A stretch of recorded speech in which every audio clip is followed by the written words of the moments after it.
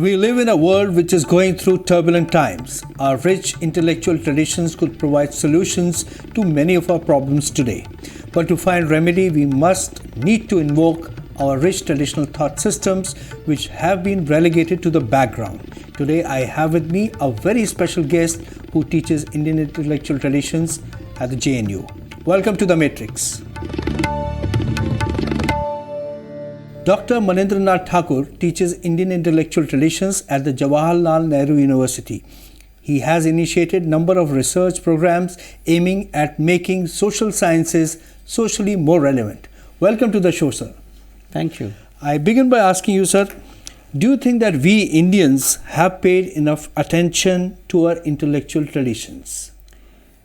Of late, I think we have started ignoring. I think if you look at the anti-colonial struggle, our great thinkers were very much engaged with Indian intellectual traditions, right from Ram Mohan Roy to Vivekananda to Gandhi to Ambedkar. You take any name, Iqbal, everybody was trying to go back to the Indian intellectual tradition to find out resources for political struggle. But in the post-independence era, I think the universities did not really take cognizance of them carefully. So the knowledge traditions were reduced to linguistic traditions. So Sanskrit as a language was being taught, not as a source of knowledge tradition. Persian as a language was being taught, but not as a reservoir of huge knowledge tradition. So that was the problem. I think we did ignore these traditions after independence. Right. Sir, how can we use our traditional wisdom to find solutions of the problems of the present day? See, there are many ways, many resources available there. I'll give you one example. There is a philosophical tradition called Nyaya. Nyaya is about debating. And Nyaya has a good amount of resources to resolve conflict. For instance, there are three forms of debate Nyaya suggests. One, debating to know, debating to win, and debating to destroy the debate. So, Vad, Vivad, and Vitanda. Now, how do you debate to resolve a problem is something that it teaches you.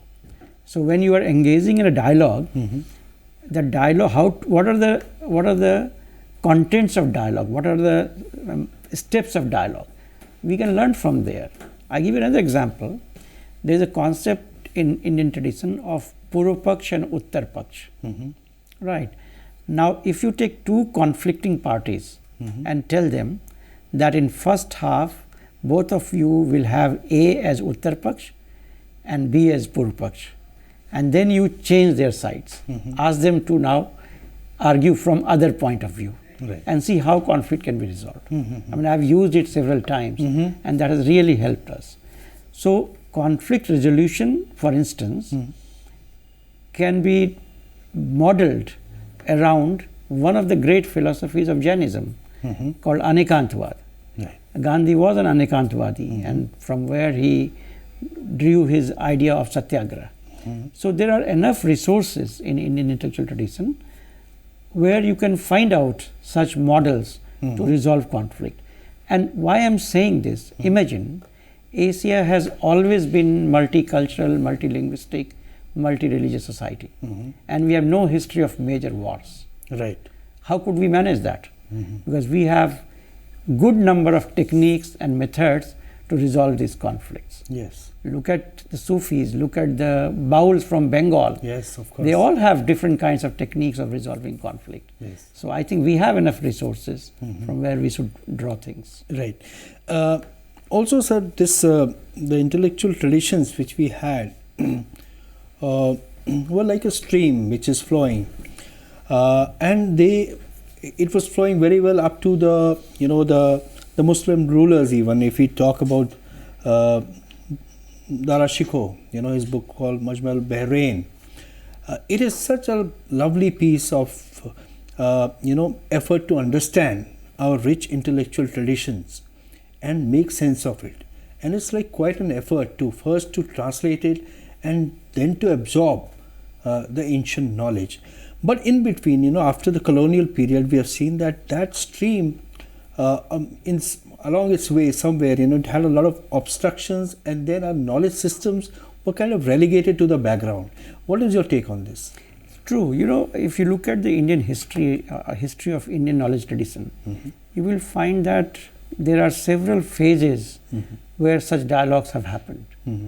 You can begin with 6th century BC, where Jain philosophy produced Anikantvad. That time there was a big conflict between philosophies, philosophical traditions, and they resolved it through this kind of dialogue process. You come to the Greeks coming here, Alexander with Alexander, and there was a conflict, but at the same time, a lot of dialogue. Similarly, during the 4th century AD, you find the dialogue through trade and all. So, all through you will find several forms of dialogue taking place, including the Mughals when they came and started reading. This famous book called Yog Vasisht has been translated by many Mughals kings, and it was a compulsory reading for the princes. So, this kind of dialogue was always there. With Dara Shikoh, I think it reached to the climax, and after that it declined, and of course after his killing. But by the time it could regain the ground, the Britishers came, and the Britishers were not interested in this dialogue. So they actually differentiated and divided, and then connected knowledge with identity. So telling the colonized people that you have no knowledge, you only have superstition and religion. We have the knowledge. So the first time in the history of knowledge tradition, people started associating knowledge with identity. Okay. And that became a problem. Very interesting, sir. That was a big crisis, I think. That is why after that you find such problem emerging again and again. Right. So, and that's why you insist that your identity should not come in way of understanding the intellectual traditions of our country. Should not. For instance, if you say physics is Christian, how ridiculous it would be. Yes. So, if you say Nyaya tradition is Hindu tradition, I think all these traditions are produced by human beings in different contexts to resolve their crisis, to solve their problem. And these knowledge traditions are resource for humanity as a whole. And therefore, all of us have a right over that. Sure. So, this intellectual property right of one country or one community on any knowledge tradition is just not justified. Very interesting, sir. Not justified. Now, I would like to ask you that how can we use our intellectual traditions to promote interfaith dialogues among Indian communities? Like we talked that ever since colonization and even after the British left, there's a void, which continues to be there because the interfaith dialogues have not happened in a structured way. They have happened in fits and starts. Whenever there is a crisis, they are taken up, but then again they are relegated to the background. How can we use our intellectual traditions to promote interfaith dialogue among Indian communities? The two things are there. One is, when communities come together, it's the process of coming together of communities most of the time are not very smooth. There's a conflict. Yes. And that conflict and the woundedness that it produces, that goes into the subconscious of the communities. Yes. So the first task is to initiate a process of healing, where we sit together and talk about it, not hide it. Yes. So the anxiety that we have against each other or about each other should be properly discussed and worked out. That is first condition of initiating a dialogue. Right. Second thing is treating religion little differently, in the sense considering 4 different elements of religion and engaging in a dialogue with them. One is ritual. Now, rituals are geographically conditioned, Right. isn't it? Sure. If there is lack of water, then rituals will be connected with water resources. So, first is ritual. Second thing is social law. Who will marry whom, who will not marry whom, all kind of property, inheritance and all that. So, social laws. Third thing is morality. What is good, what is bad. And fourth thing is philosophy. Right. I think the dialogue should be done at the level of philosophy. Okay. On these three things, we have to accept them as part of cultural content. And we should be ready to change that according to changing circumstances. In the new world, you can't hold the old morality. In the new world, you can't hold the old ritual. They change in any case. Yes. So there's no point in sticking to that. Sure. No point in attaching our identity with that. But at the level of philosophy, we must engage. Right. And that is where this Anekantvad is very important. That human beings cannot have complete knowledge of reality. So let knowledge flow from everywhere, and let us sit down and debate and dialogue about philosophical content of our religion. So if we can do this kind of dialogue, then probably we will find out new paths of living together peacefully. Right. Living together is something that is going to be most crucial thing for humanity in times to come. Because we have developed instruments of mass killing. Sure. If we don't know how to live together, then we will destroy each other. Yes. This is what is happening. Yes. After all, both the sides in these two wars happening, who are being killed? They are human beings. Right. So therefore, we really need to know how do we develop a method of resolving the differences at the level of philosophy. Right. Acknowledging the difference at the level of morality, at the level of ritual or social laws is not very difficult, and we can live with that. Real conflict comes when the philosophy gets There's a clash of philosophy. class of philosophy. So in the class of philosophy, we need to initiate a dialogue. Right. And what is the core element of the dialogue? What is the concluding part of the dialogue? Concluding part should be human liberation. Right. Any philosophy that liberates human beings. So that should be our testing ground. Let there be open dialogue with religion. I think now humanity is entering in this phase where such dialogue is not only necessary, we can't live without that. It is Simply it urgent. Yes, urgent and necessary. Necessary, yeah. Sir, in your book ज्ञान की राजनीति, समाज अध्ययन और भारतीय चिंतन, you have presented a fresh perspective, and in the book you say that the dialogues between people should not happen just for the sake of it. I'd like to understand, what is your sense of meaningful dialogues between different Indian communities? So I call it transformative dialogue. That when we are engaging in a dialogue, what is the purpose of dialogue? Purpose of dialogue is transforming our society.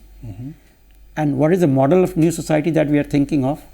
A model of new society where human beings are not exploited by human beings.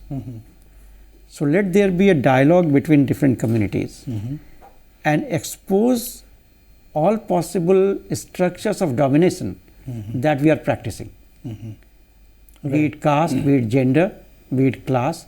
So all such structures of domination must be broken. Right. So purpose of dialogue is, one, to locate such structures within our community and outside the community and break those structures at the level of intellect and then in practice. Right. That should be the purpose of the dialogue. So it inevitably calls for change in the mindset. Only then it is possible. Absolutely. Change in the mindset and very positive action to transform society. Right. I think we have to be in dialogue for transforming our society. Right. Then, sir, how important is religion for the society? How do you look at this, this point that religion, how important it is for the society? See, religion, I think, is extremely important for human beings and also for society. One of the tragedies with social science is that we understand religion through three great thinkers from the West, Marx, Weber and Durkheim.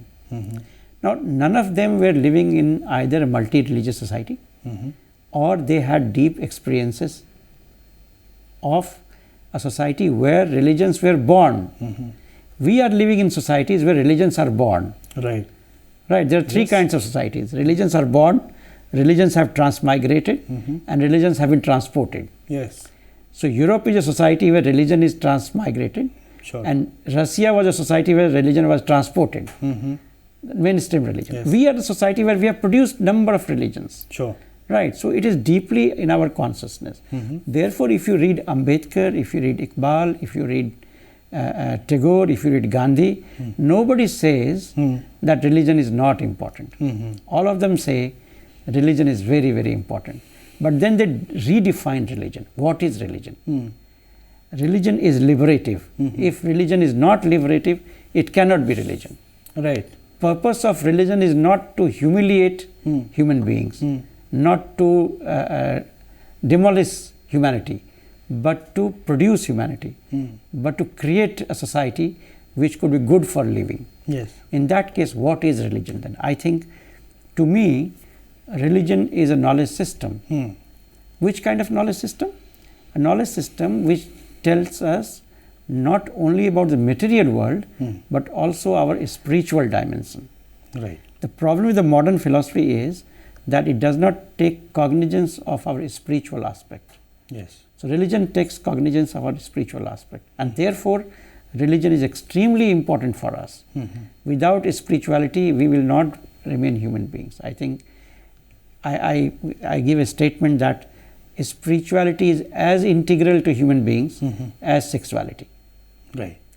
And Absolutely. if we are spiritual, then obviously religion will be there. True. But what kind of religion is a question. Yes. So a spiritual religion will be liberative religion. Yes. A spiritual religion will not tell us to humiliate any other human being. Right. So that is where the struggle, real struggle is. Sure. Not that we can live without religion, but what kind of religion do we need to live together is the question for me. But you mentioned Iqbal. Iqbal's journey was very interesting, that he went to England, he went to Western world, to Germany, other places, and he studied their philosophy. And he had interest in that, the Western philosophy at that point of time. But when he came back, and by he started becoming more and more religious.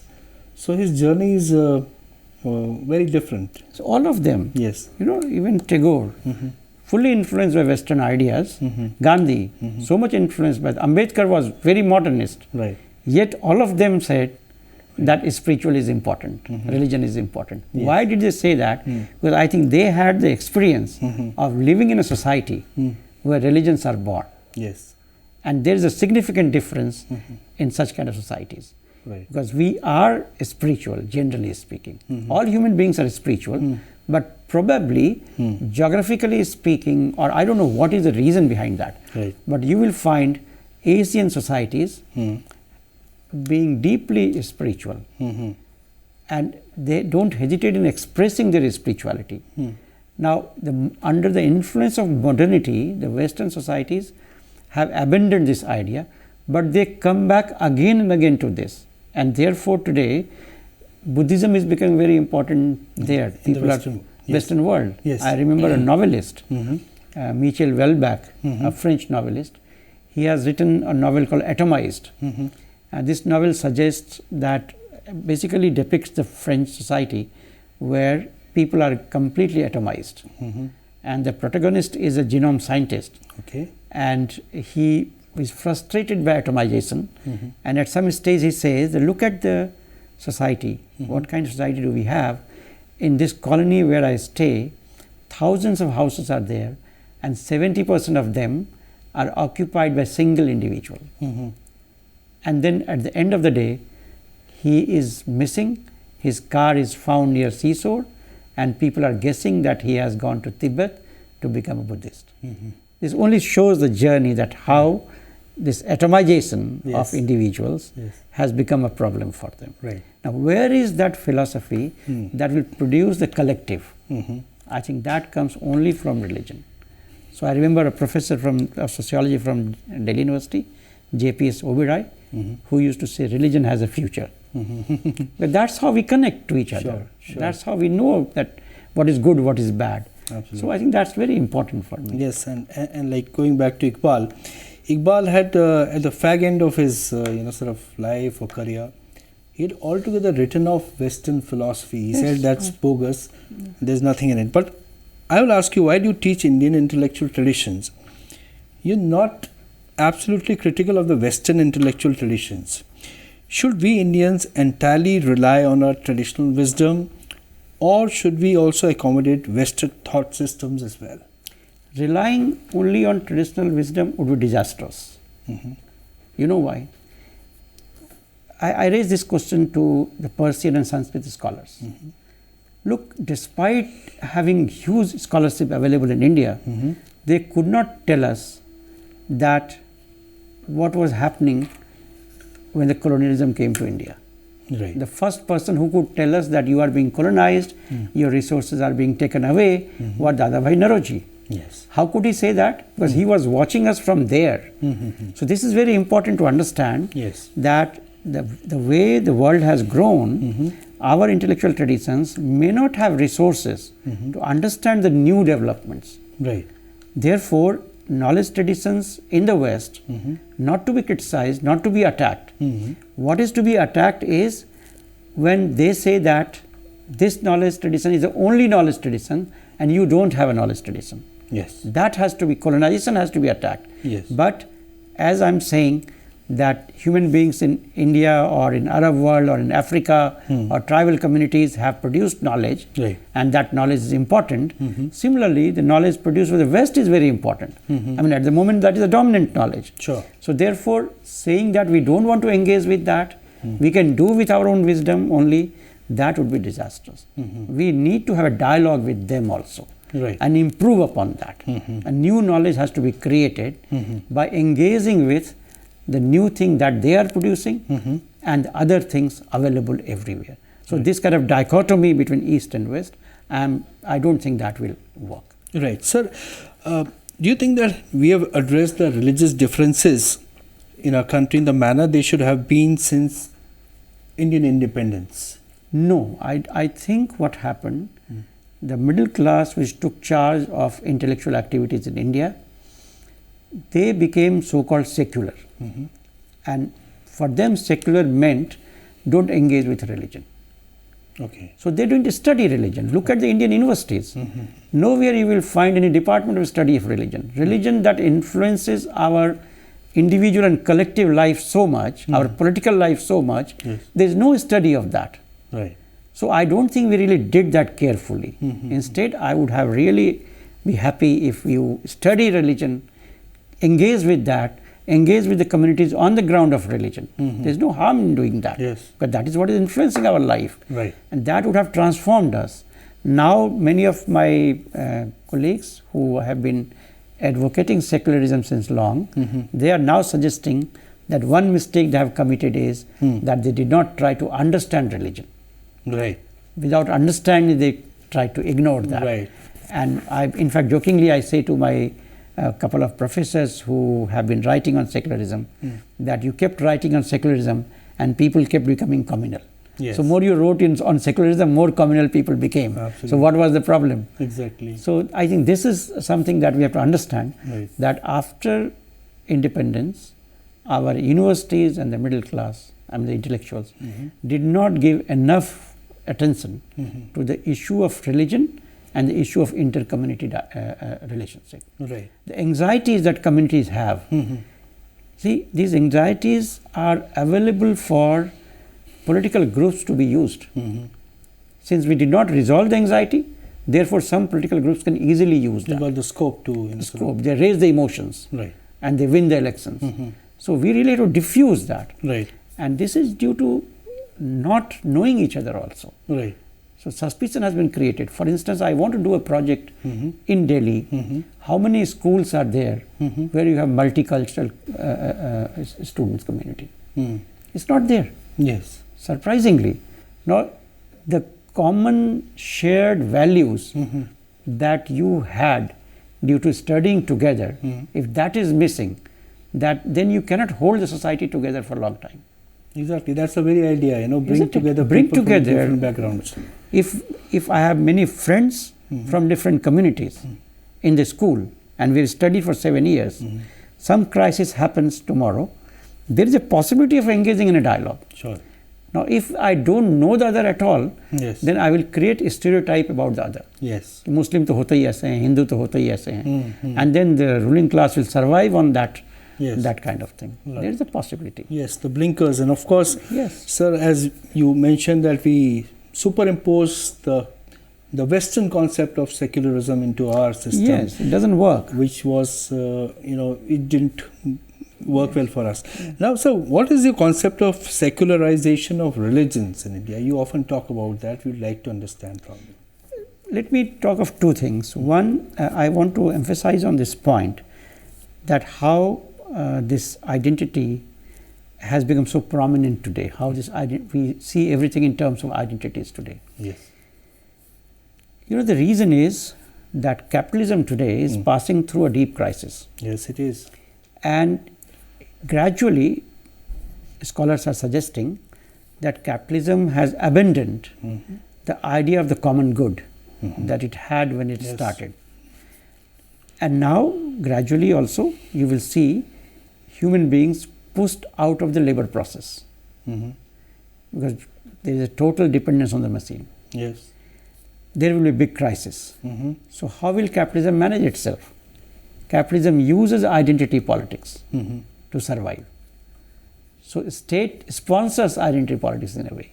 Okay. These days. So, there is a problem there. Right. So, when I am saying secularization of religion, then I go with Gandhi, Right. who says that there should be a study of religion, and who will teach religion? Hind Swaraj, Gandhi raises this question, who will teach religion? He says, not the Maulvis or the Pandits. Let the Englishmen teach Hinduism and Islam. So, let secular people teach Hinduism and Islam. Let that text take as a knowledge text, not only as a faith text. So, what is knowledge there? So, see, all knowledge, all religious traditions are also knowledge traditions. Yes, of course. Because they are accumulated knowledge by human beings. Right. That time you did not have language of science to accumulate the ideas. Yes. So, they are knowledge traditions. Let us engage with them as knowledge traditions, so that we see them as secular knowledge also. Not only due to faith that you are believing that there is something happening in the nature, but let us examine that. So, this kind of things have to be done. So, reading all different religious traditions, that's first aspect of secularization. Second, taking spirituality as seriously doesn't mean that you ignore spirituality. Third, questioning irrational elements within religion. When I am saying irrational, That's very important. that doesn't mean rationality, hardcore Western rationality, Yes. but rational means including the spiritual aspect. Yes. We know this far logic can explain, this far it cannot explain, Right. but that is also important. Yes. So, that is how we have to rethink about how to engage with religion. Right. So, I want to write a book in Hindi called Muktikami Dharm Ki Khoj. Okay. I have a lecture somewhere on Muktikami Dharm Ki Khoj. So, I want to have liberative religion, Right. which can liberate human beings, not dominate human beings. Dominate. Yes. That's Yes. the point. And you have another very interesting book on this subject. Yes, we organized a couple of conferences on wounded history and social healing. Right. This is 2004 and 2006. Yes, of And course. that time we were preempting that we are entering into a phase where identity politics will intensify. Right. And therefore, we need to find out the spaces where woundedness does exist. Right. And then we have to develop a method of social healing to work on that. Few students have done PhD on this theme by now. Okay. Their books are in process.